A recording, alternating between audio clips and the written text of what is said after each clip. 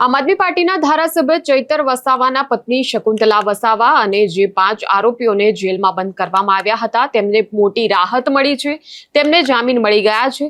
ત્યારે આ વાતને લઈને આદિવાસી સમાજમાં પણ આનંદની લાગણી જોવા મળી રહી છે। પરંતુ આ જે ચુકાદો જે છે, કોર્ટની કાર્યવાહી જે રીતે ચાલી અને આમ આદમી પાર્ટીના નેતાઓ જે છે આદિવાસી વિસ્તારના, તેઓ તેને લઈને શું કહી રહ્યા છે અને હવે ચૈતર વસાવા એ ક્યારે બહાર આવશે તેની વાત કરીશું આ વિડીયોમાં। નમસ્કાર, નિર્ભય ન્યૂઝમાં આપની સાથે હું મયુરી।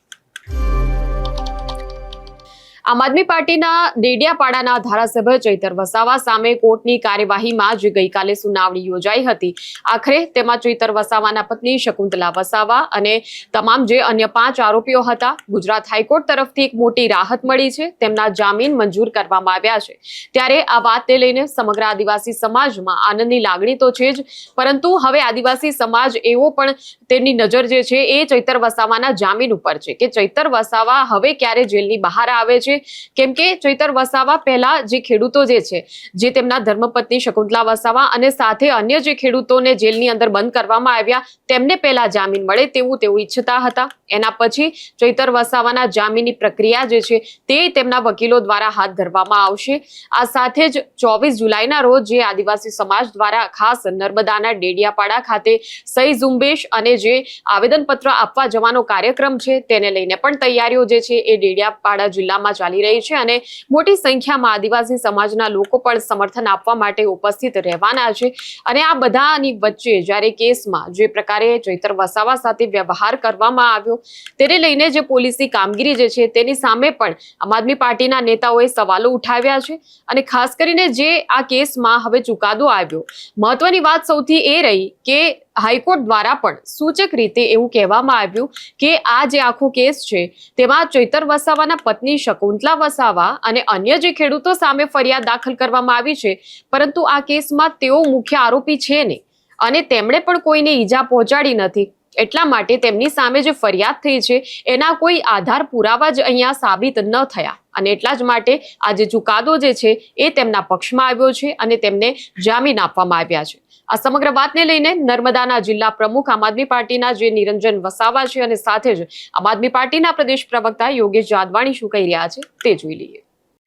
આજ રોજ ગુજરાત નામદાર હાઈકોર્ટે જે શકુંતલાબેન ચૈતરભાઈ વસાવા સહિત 5 ખેડૂતોના આજે જામીન મંજૂર કર્યા છે, એ બદલ અમે હાઈકોર્ટનો ખૂબ ખૂબ આભાર માનીએ છીએ।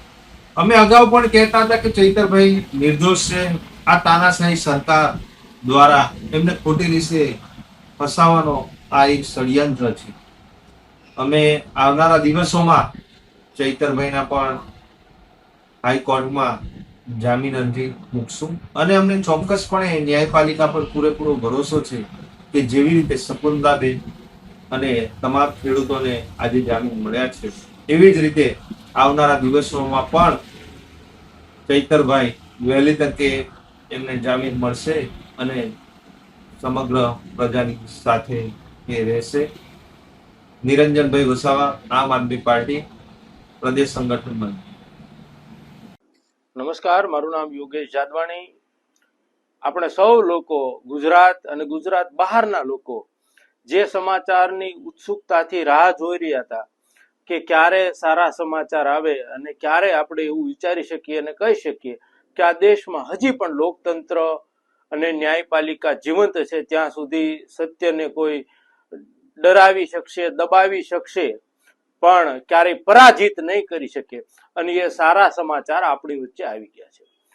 જે રીતે માનનીય ધારાસભ્ય ચૈતરભાઈ વસાવાને રાજપીપળા કોર્ટ દ્વારા જે સજા સંભળાવવામાં આવી હતી અને જે રીતે આપણે અહીંયા ગુજરાતથી 2 લોકોને દિલ્હી મોકલ્યા છે એટલા માટે કે આપણા ગુજરાતી છે, આપણા ગુજરાતીઓનું અને ગુજરાતનું કંઈક ભલું થશે અને કરશે, આવી આશા અને અપેક્ષાએ આપણે જેમને દિલ્હી મોકલ્યા હતા એમને દિલ્હી જઈને પોતાના સત્તાનો પ્રભાવ રાખવા માટે, પોતાનો સત્તાનો પાવરનો દુરુપયોગ કરીને જે રીતે વારંવાર ગુજરાત સાથે અન્યાય કર્યો, ગુજરાતના ખેડૂતો સાથે અન્યાય કર્યો, ગુજરાતના યુવાનો સાથે, ગુજરાતના મહિલાઓ, માતા બહેનો બધા જની સાથે જેમને અન્યાય અને અત્યાચાર કરવાનું કામ કરી રહ્યા છે, એવા લોકોએ પોતાના પોલિટિકલ પાવરથી રાજપીપળા સેશન કોર્ટની અંદર જે રીતે માન્ય ધારાસભ્યશ્રીને ફસાવાનું જે ષડયંત્ર અને કાવતરું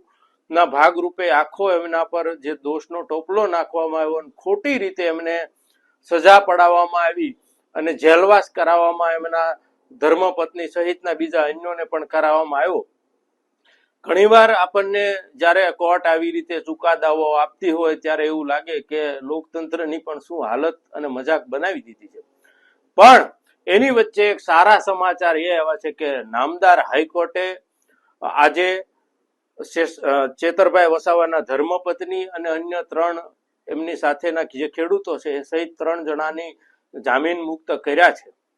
એટલે સીધો જે કન્વર્જેશનો પણ હાઈકોર્ટની અંદર થયા છે એમાં જજ સાહેબે પણ આ કેસને લઈ અને સાક્ષીઓના નિવેદનો, પંચોના નિવેદનો અને ફરિયાદીઓના નિવેદનો અને કોન્ટ્રાવર્સીથી આખો જ મામલો દલીલોમાં જે વિડીયો હાઈકોર્ટની અંદર હિયરિંગ માટેનો આવ્યો છે એમાં બહાર આવ્યો છે. અને આજે આપણા સૌના માટે સારા સમાચાર એ છે કે ચેતરભાઈ વસાવાના ધર્મપત્નીના જામીન મંજૂર થઈ ગયા છે. આપણે સૌ આશા રાખીએ છીએ કે ચેતરભાઈ પણ ટૂંક સમયમાં આપણી વચ્ચે જામીન મુક્ત થઈને હશે. અને જેવી રીતે આમ આદમી પાર્ટી પહેલા જ દિવસથી કહેતી આવી છે એવી રીતે નામદાર હાઈકોર્ટ, નામદાર સુપ્રીમ કોર્ટની જરૂર પડે તો ત્યાં પણ જે રીતે ભાજપના લોકો ન્યાયપાલિકા, ન્યાયતંત્ર અને પોલીસ તંત્રનો દુરુપયોગ કરે છે એની સામે આમ આદમી પાર્ટીનો કાર્યકર્તા, આમ આદમી પાર્ટીનો નેતા ડરવાનો નથી, લડવાનો છે, તૂટવાનો નથી. આ વાત ભાજપના લોકો યાદ રાખી લે કે હજી પણ આ દેશમાં લોકશાહી જીવે છે, ન્યાયતંત્ર જીવે છે. ત્યાં સુધી અમે સત્યના માર્ગે છીએ અને સત્યમેવ જયતે માટે લડતા રહીશું. તમારા અન્યાયો, અત્યાચારોથી અમે ડરવા વાળા લોકો નથી. ફરી એકવાર સત્યની જીત થઈ છે અને આ સત્યની જીત માટે અમે સૌ કટિબદ્ધ છીએ અને લડતા રહીશું આ દેશની લોકશાહી માટે, દેશના લોકોના હિત માટે.